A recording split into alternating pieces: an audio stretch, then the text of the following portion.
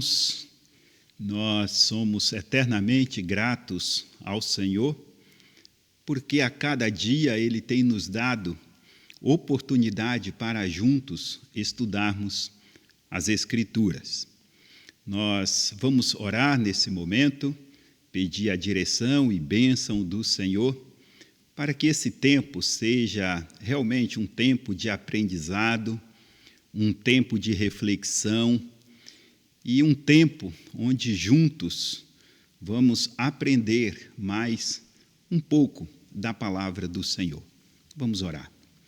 Santo e eterno Deus, queremos te agradecer, ó Pai, pela noite de descanso que o Senhor nos concedeu.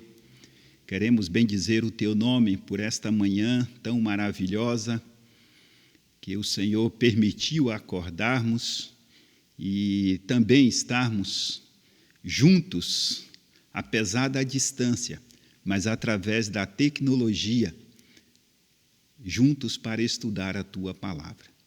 Também, ó Pai, eu quero pedir a tua bênção para cada irmão que tem se colocado à disposição do Senhor para estar desenvolvendo esse ministério, ó Pai, de gravação das aulas, dos cultos, da transmissão. Quero pedir a tua bênção para cada um deles e seus familiares. Que esse tempo, ó Deus, que eles têm dispensado na obra do Senhor, que o Senhor possa recompensá-los com bênçãos celestiais. Também, ó Deus, quero pedir por cada representante de família ou cada família, cada irmão, irmã, amigo ou amiga, que separou esse tempo para aprender mais um pouco do Senhor. E o meu pedido é que a tua palavra seja eficaz em nossas vidas, tanto na minha, que estou ministrando neste momento a tua palavra, como na vida daqueles que estão me ouvindo, que o seu nome seja glorificado em nossas vidas. Também, ó Pai, eu quero pedir ao Senhor o teu conforto, o consolo do Senhor para cada um que tem perdido ente querido. Que o Senhor, na sua graça, no seu poder, possa confortar, ó Pai, cada coração, que o Senhor possa, no seu poder, preencher, ó Pai, essa lacuna que ficou e que, de certa forma, eles possam, ó Pai, ter o Senhor suprindo toda essa falta, toda essa lacuna, toda essa ausência. Pai eterno, eu te peço também que o Senhor esteja trabalhando, ó Pai, como o Senhor sempre tem feito na vida de pessoas para a salvação. Que o teu Espírito continue, ó Pai, convencendo pessoas do pecado, da justiça e do juízo. E que o teu nome seja eternamente glorificado. Então, isto eu te peço, agradecido, em nome de Cristo Jesus, que vive e reina para todo sempre. Amém.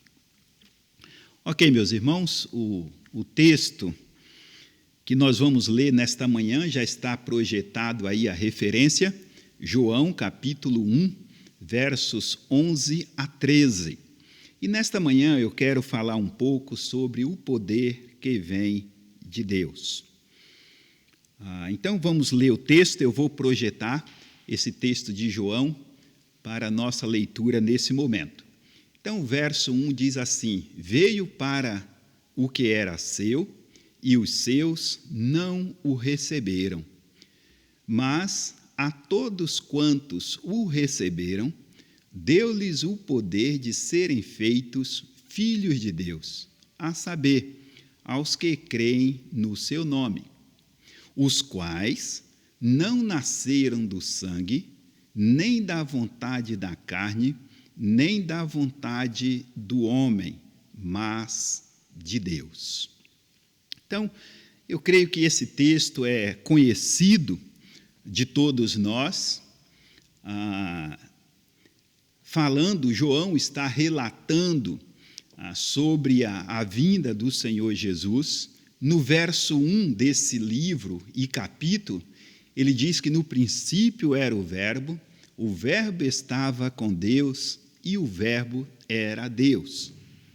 E ele apresenta Jesus ao mundo como o Cordeiro de Deus que tira o pecado do mundo. E nesses versos que nós lemos, ele está dizendo que Jesus veio para o que era seu, mas os seus o rejeitaram. Então, falando do povo judeu. Mas em seguida ele diz, mas, agora incluindo os gentios, incluindo todos os povos, incluindo todas as nações, ele diz, a todos quantos o receberam, deu-lhes o poder de serem feitos filhos de Deus. E, de fato, o poder que vem de Deus, ele é tremendamente eficaz. Muitas vezes, nós, como filhos de Deus, não damos a atenção merecida ao poder de Deus em nossas vidas, o que Ele faz em nossas vidas. E, obviamente, que os fatores, por muitas vezes não estarmos apercebidos a isto, são vários. Mas que não é o caso, nesta manhã, nós tratarmos desses fatores que, por muitas vezes, não percebemos o poder de Deus em nossa vida, ou como Ele nos leva a glorificar a Deus de uma forma muito eficaz. Mas eu quero tratar no aspecto de nós observarmos um pouco como o poder que vem de Deus é tremendamente eficaz. Por quê? O poder que vem de Deus é um poder espiritual que dá vida, dá paz, dá alegria. E nesta manhã falaremos sobre o poder que vem de Deus e como ele age na vida de seus filhos. E, em primeiro lugar, eu quero destacar este item. O poder que vem de Deus é suficiente para restaurar relacionamentos. Interessante que nós, que somos filhos de Deus, temos a esperança de vida eterna, temos acesso à presença de Deus, temos o Espírito Santo atuando em nossa vida, habitando em nós. E por alguns momentos, ou de repente até não entendemos as circunstâncias, mas nós não temos um bom relacionamento com o nosso próximo. Às vezes isso acontece até entre esposo e esposa, acontece entre pais e filhos, acontece também entre irmãos, nós que somos o corpo de Cristo. Às vezes, por alguma circunstância, nós não nos relacionamos bem com outro irmão. Mas nós precisamos lembrar que o poder que vem de Deus é suficiente para restaurar relacionamentos, e não somente isso, para que possamos manter um bom relacionamento com todas as pessoas.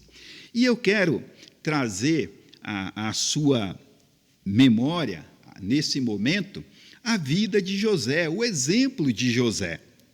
Você sabe muito bem que José, ele sofreu bastante na sua vida.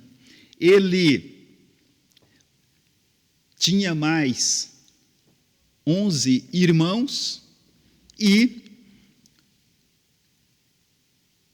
aqueles irmãos não se relacionavam bem com José.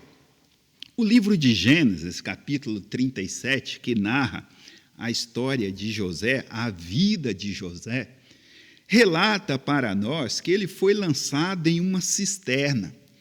O relacionamento daqueles irmãos com José não era um relacionamento agradável. Eles tinham inveja de José por vários fatores. E eles decidiram que eles precisavam se livrar de José. Eles precisavam fazer alguma coisa para que José não viesse mais a estar com eles. Primeiro, eles pensaram em tirar a vida do rapaz. Depois, eles mudaram de ideia, resolveram lançá-lo em uma cisterna. E deixou José ali naquela cisterna onde fora lançado, pensando o que fazer com ele. Olha, esse rapaz não pode continuar conosco.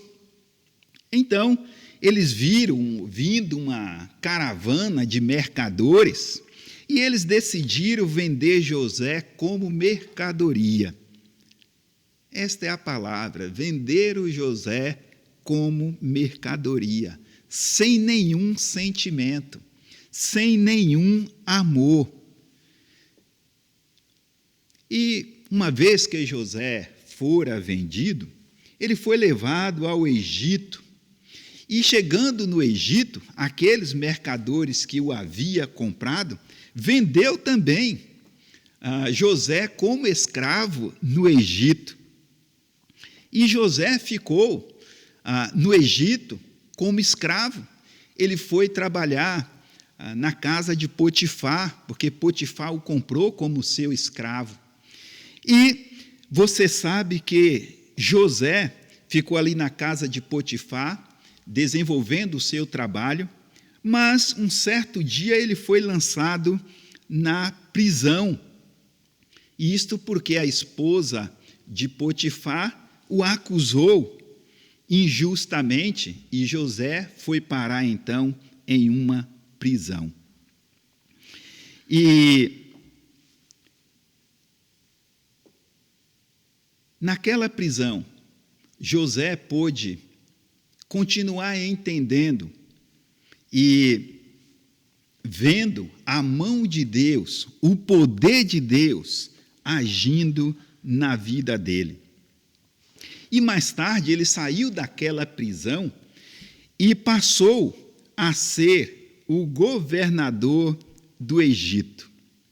Governador do Egito, aquele que fora vendido como mercadoria, foi comprado como escravo, foi preso injustamente, agora tornou-se governador do Egito.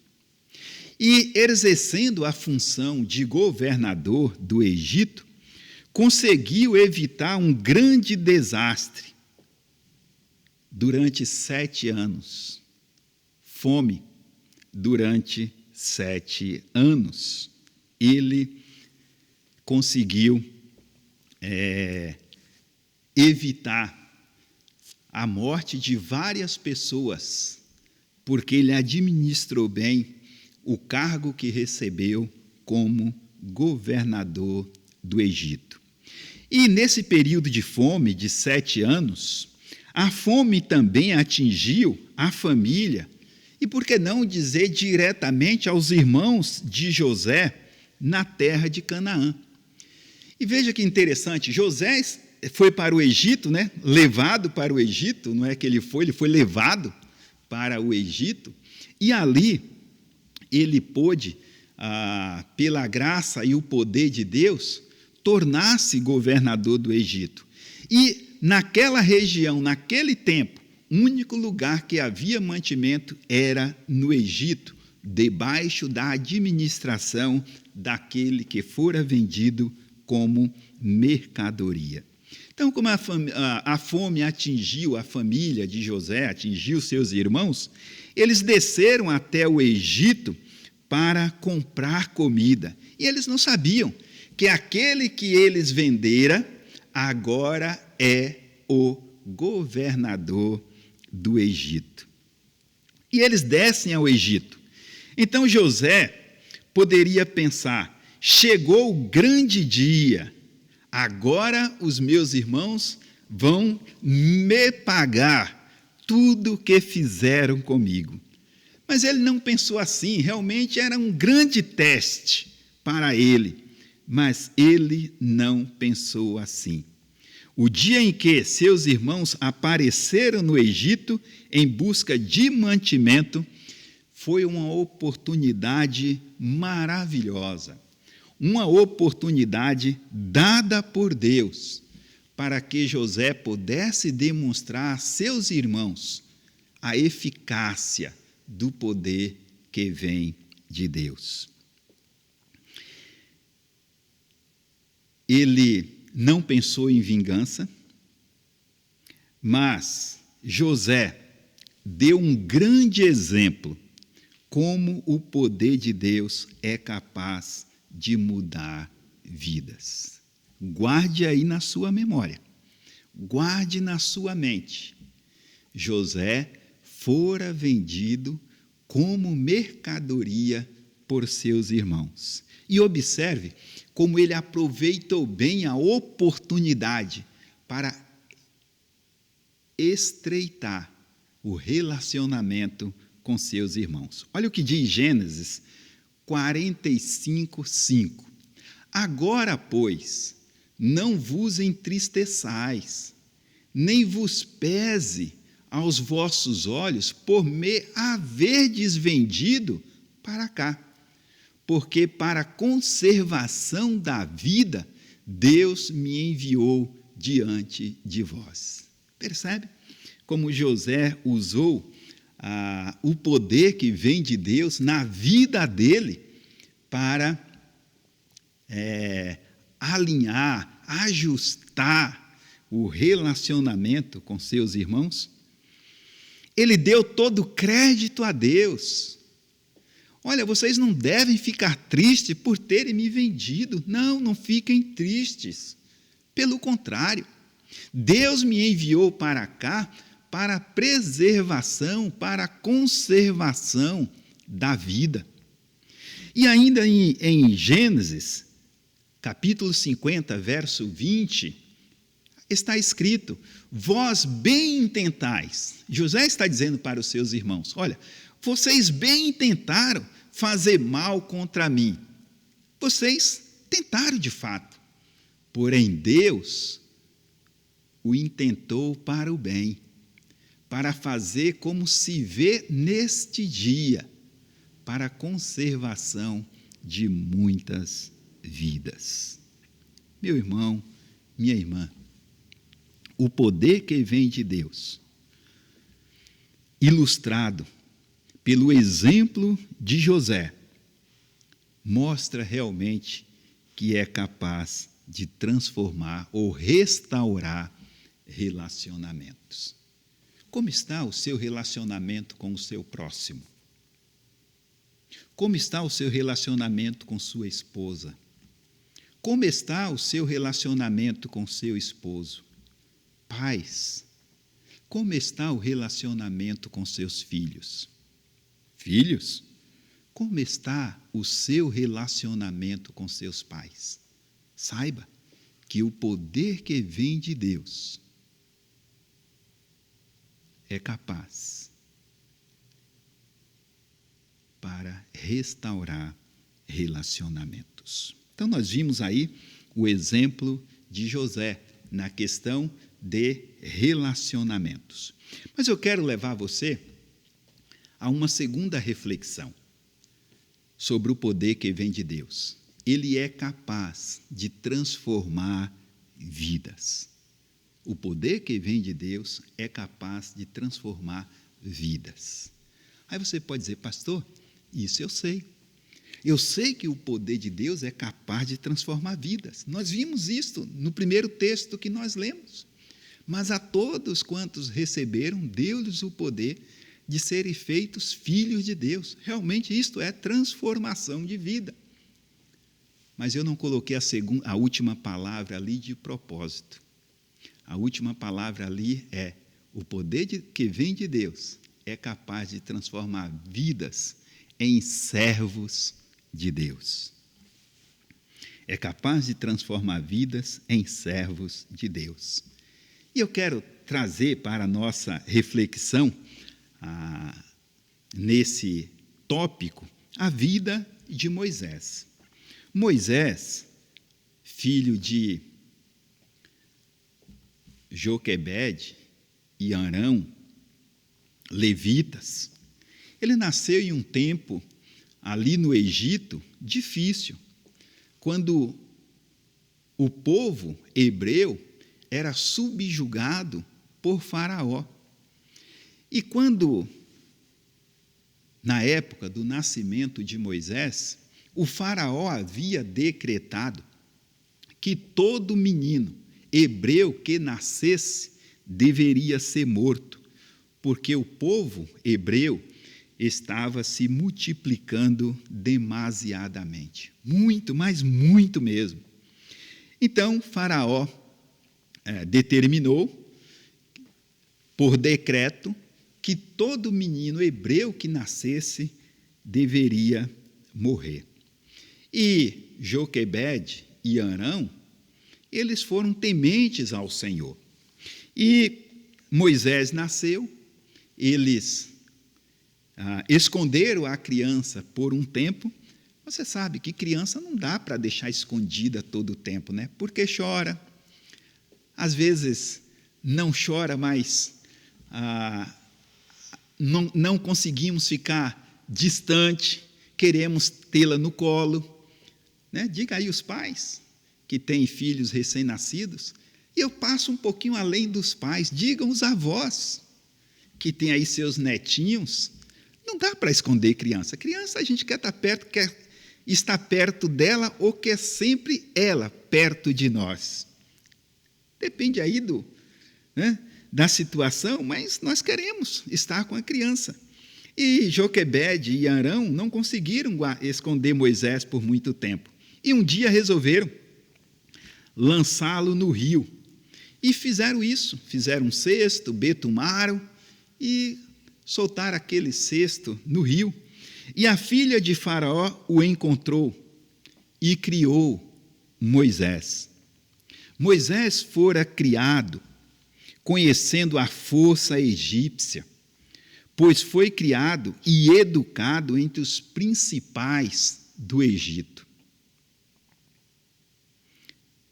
Até aos 40 anos, Moisés estava no Egito, criado, ainda que hebreu, mas criado como Egito, como egípcio. E interessante é que ele foi educado entre os principais do Egito. E, um certo dia, ele saiu para ver os seus irmãos hebreus no seu labor, no seu trabalho. E ele detectou um egípcio maltratando um hebreu. E o que ele fez? Ele matou aquele egípcio. E quando foi descoberto, ele teve que fugir para o deserto, para não ser morto pelas mãos do faraó. No deserto, ele ficou por 40 anos. Casou-se com a filha de Jetro, mas ficou 40 anos ali no deserto.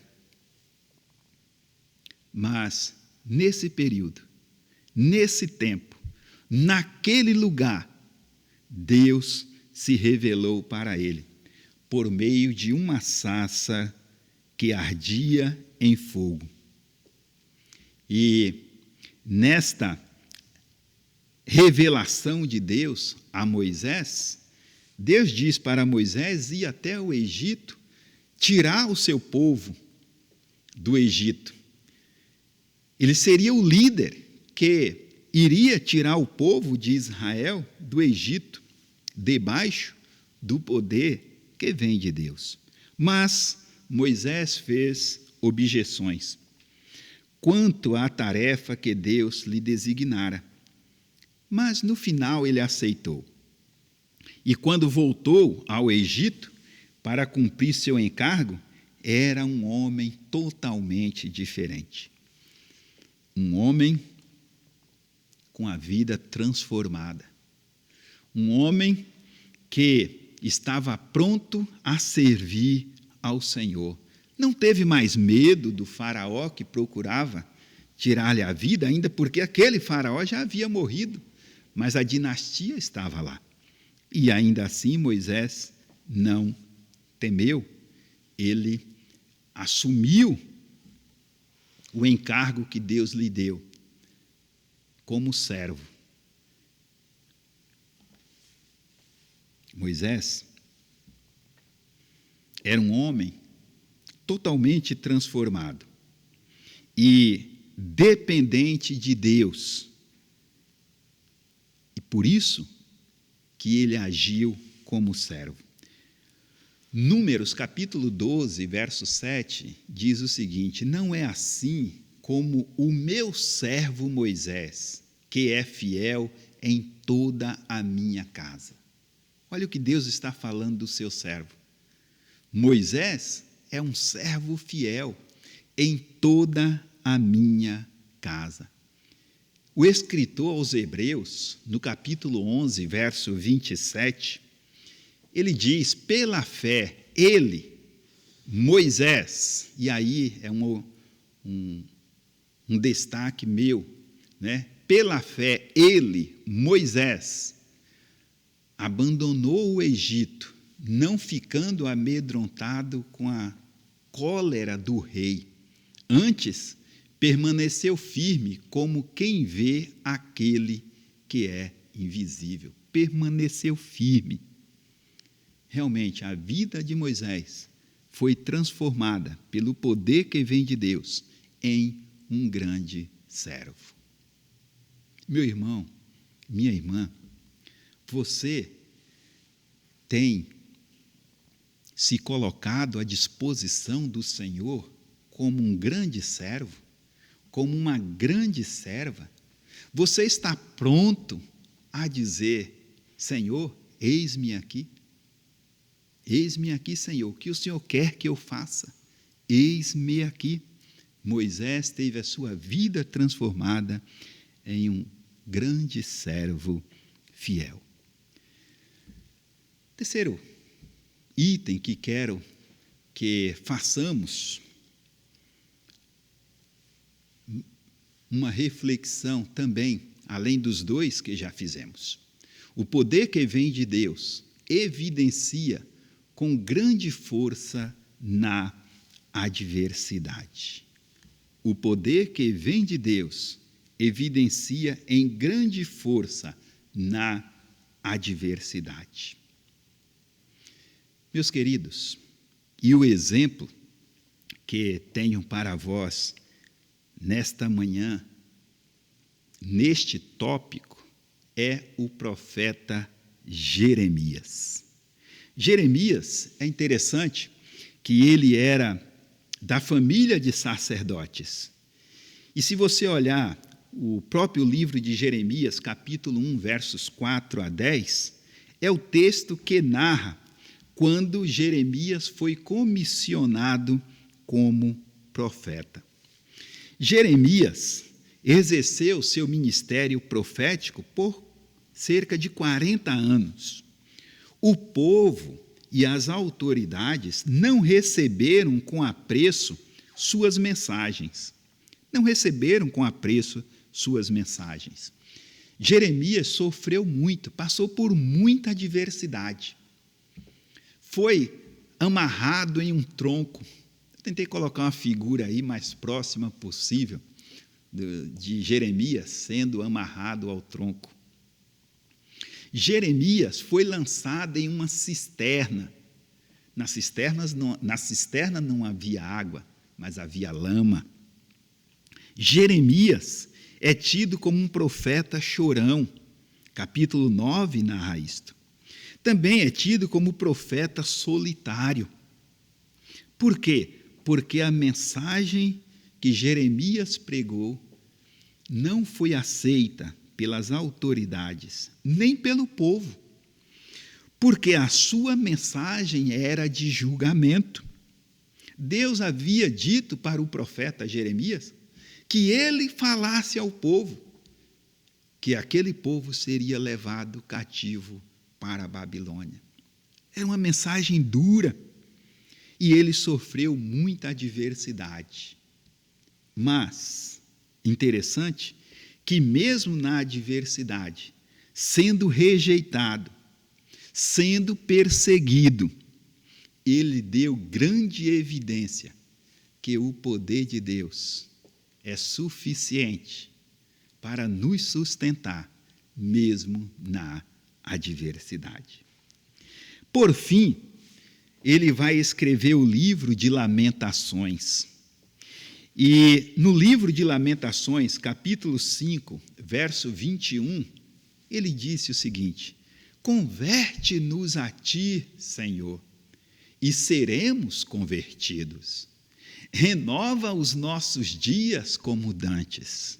Percebe que o profeta, ele não perdeu a esperança, ele continuou firme, mesmo diante de toda a adversidade. Ele disse: Senhor, converte-nos e seremos convertidos. Renova, Senhor, os nossos dias como dantes. Senhor, nós te servíamos antes da adversidade. E agora, diante da adversidade, renova os nossos dias, porque nós queremos continuar te servindo. E você lembra de alguém no Novo Testamento que teve uma postura tal qual? O apóstolo Paulo, em 2 Coríntios 12, 10. Ele diz: pelo que sinto prazer nas fraquezas, nas injúrias, nas necessidades, nas perseguições, nas angústias, por amor de Cristo. Por quê? Quando sou fraco, então é que sou forte. O poder de Deus fortalecendo o servo ou os servos e as servas de Deus, mesmo diante da adversidade. Portanto, meus amados, a história de Jeremias nos ensina que o poder que vem de Deus evidencia com grande força, mesmo diante da adversidade. E quarto item para a nossa reflexão: o poder que vem de Deus é capaz de unir pessoas, mesmo quando há divergências de ideias. Mesmo quando há divergências de ideias, o poder que vem de Deus é capaz de nos unir. E para isto, eu quero trazer à sua memória o livro de Atos. Você sabe que no livro de Atos nós temos o início e o crescimento da igreja. Capítulo 2, a descida do Espírito Santo, muitas pessoas aceitam Cristo. Capítulo 3, Pedro e João faz uma cura a um homem que era aleijado, e eles são colocados diante das autoridades, e eles testemunham de Cristo, testemunham do poder de Cristo. E a igreja cresce, Mas, no capítulo 15 do mesmo livro de Atos, vemos a igreja reunida, não como em Atos 2, que tinham tudo em comum, mas em um concílio, para deliberar sobre uma questão intrigante dos religiosos da época. Os gentios poderiam ter fé. A questão era essa. Os gentios poderiam ter fé genuína em Cristo sem se conformarem à religiosidade judaica? E o ponto em foco ali era a circuncisão. Esse era o ponto em foco. E tal, depois de Paulo e Barnabé ter conversas mais acaloradas com aqueles que defendiam e questionavam isto, né, defendiam a impossibilidade e questionava, tal dilema poderia conduzir a igreja a uma cisão. E eles, ali em Atos capítulo 15, ao se reunir, conversar e ouvir as opiniões, o poder de Deus irrompeu numa união de mentes e corações, promovida pelo Espírito Santo. Meus amados, mais uma vez, nós vemos que o poder que vem de Deus, ele atingiu e atinge o seio da igreja, para que ela continue unida, para que ela continue com o mesmo propósito. Foi assim com a igreja primitiva no primeiro século, mas também é assim conosco, no século 21. 20 séculos depois, nós estamos aqui e precisamos estar unidos pelo poder de Deus. Ainda que tenhamos ideias diferentes, mas nós precisamos nos colocar debaixo daquele que é o nosso Senhor e Salvador, porque Ele é o Deus da unidade. Olha o que diz Efésios 4:4.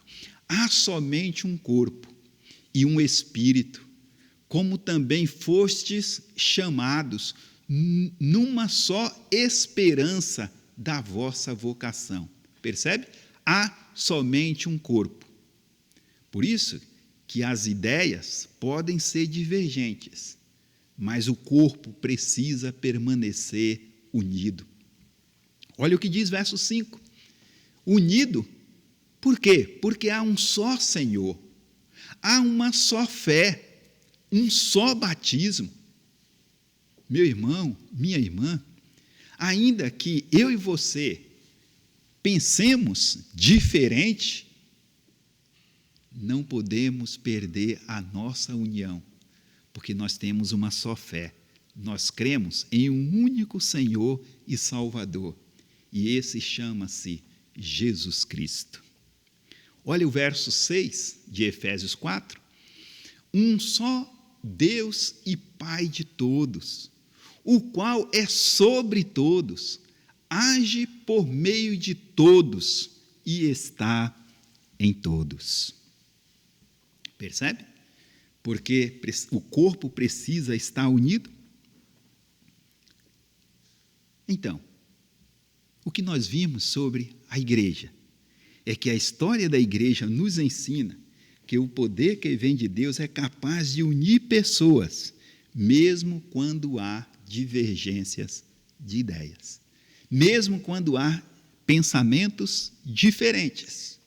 O corpo ainda assim precisa permanecer unido, porque Deus, o nosso Pai, é Senhor sobre todos nós.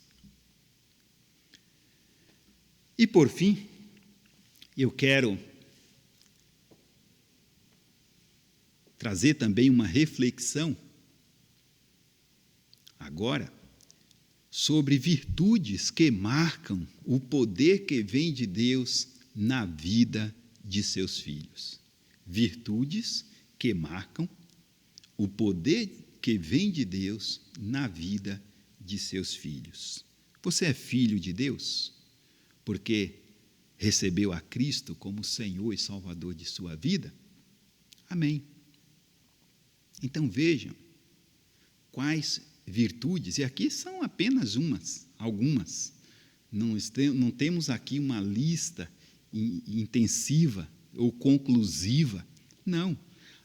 Sem falar também que não relacionei aqui todos os frutos do Espírito, de Gálatas capítulo 5, que podemos dizer que é virtudes que marcam o poder que vem de Deus na vida de seus filhos.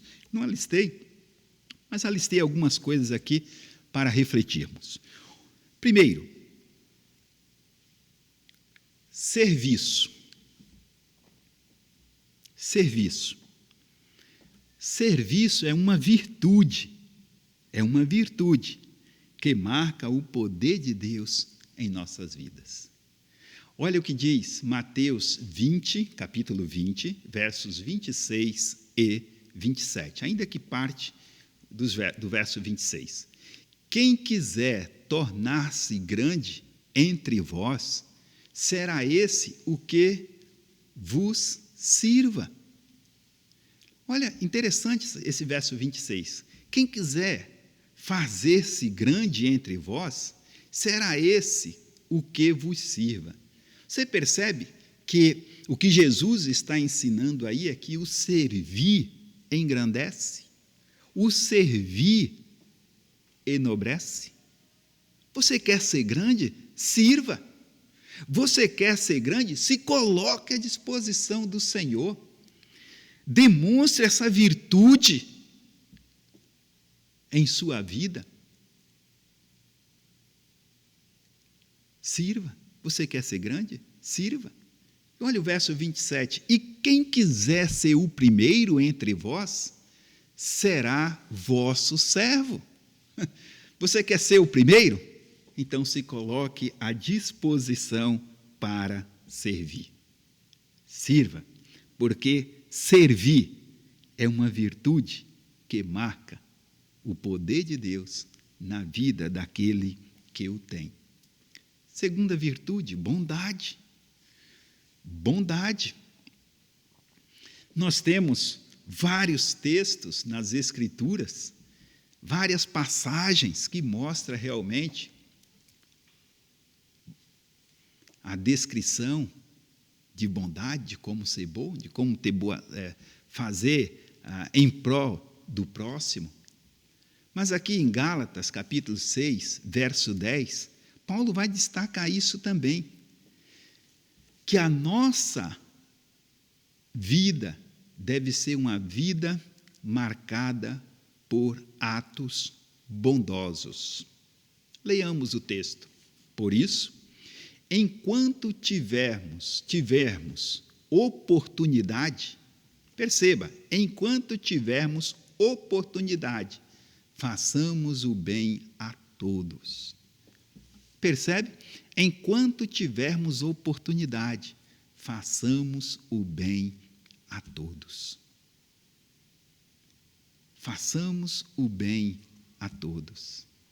Mas, principalmente, aos da família da fé.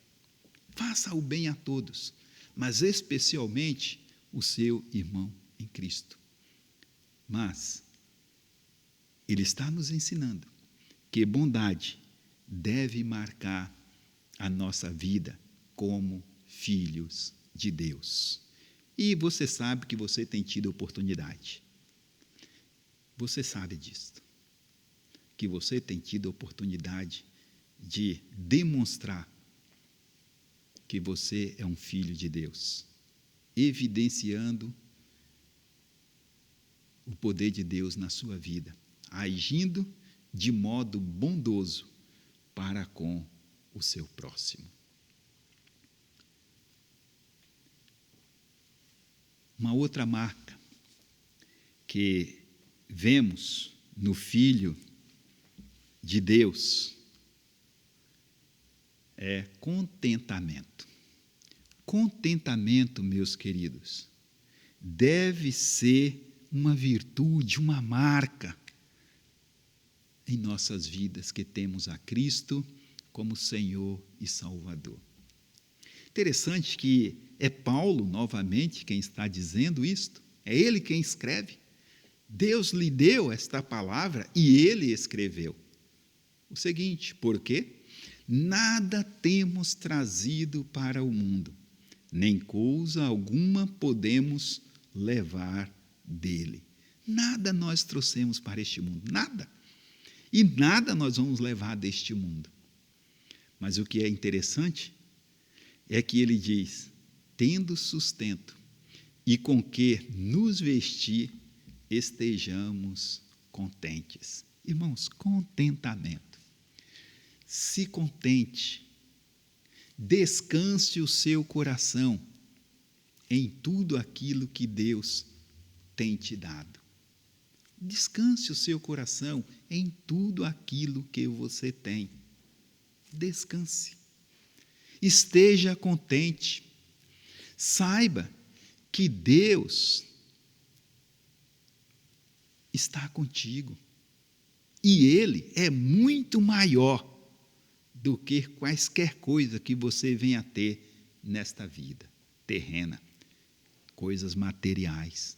Ele é infinitamente maior. Então, você tendo o que comer e o que vestir, esteja contente. E Deus é muito gracioso. Por quê? Ele nos dá o que comer, nos dá o que vestir. E muito mais. Não preciso aqui descrever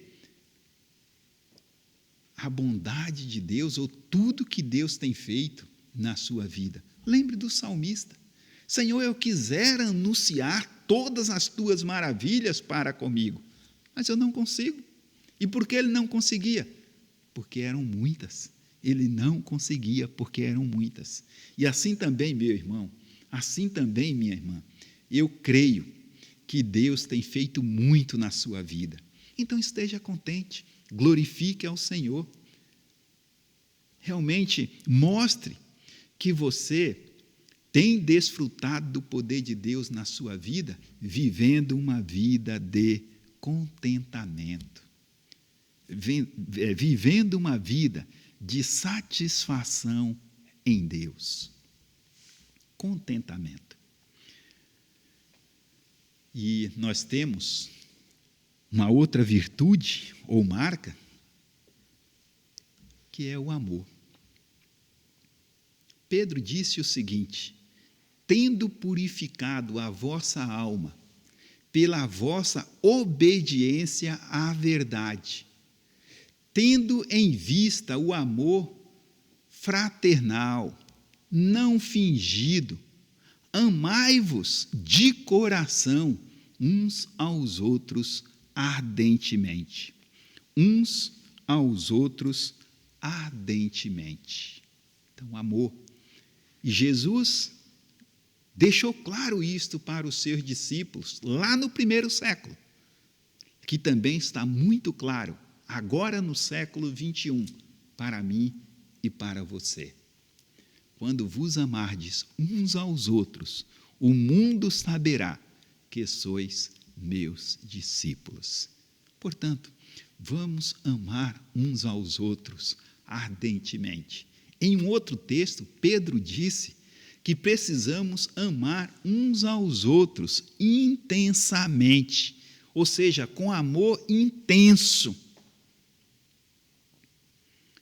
E ele usa esta palavra para mostrar que realmente nós precisamos amar uns aos outros, assim como nós amamos a Deus. Primeiro mandamento: amarás o Senhor teu Deus de toda a tua força, toda a tua alma, todo o teu entendimento, e ao próximo como a ti mesmo. Mas Pedro está dizendo: ame o seu próximo ardentemente. Ame o seu próximo a tal ponto que isto seja uma marca na sua vida.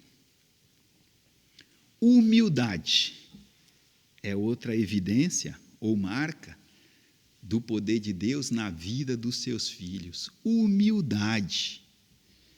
Meus irmãos, nós vivemos em um mundo onde muitos dos que vivem neste mundo não sabem o que é humildade, não faz nem ideia.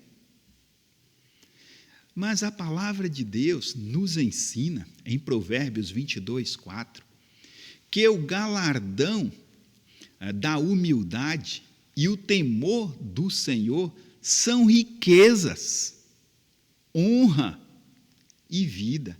Humildade. Aquele que é humilde diante do Senhor, aquele que é humilde diante do seu próximo. E por que não citar Paulo, quando ele escreve aos Filipenses que nós devemos considerar os outros superiores a nós mesmos? Ele está falando de humildade. E Provérbios está nos ensinando que a humildade, o galardão da humildade, são riquezas. E quais são essas riquezas? Honra e vida. Então, permita, pelo poder de Deus na sua vida, que você evidencie que a humildade seja uma marca em sua vida. Submissão. Submissão é algo também que deve ser uma marca, é algo que deve ser evidenciado em nossa vida. Porque Jesus nos deu exemplo disto. Ele nos deu exemplo. Olha o que diz João, capítulo 5, verso 19.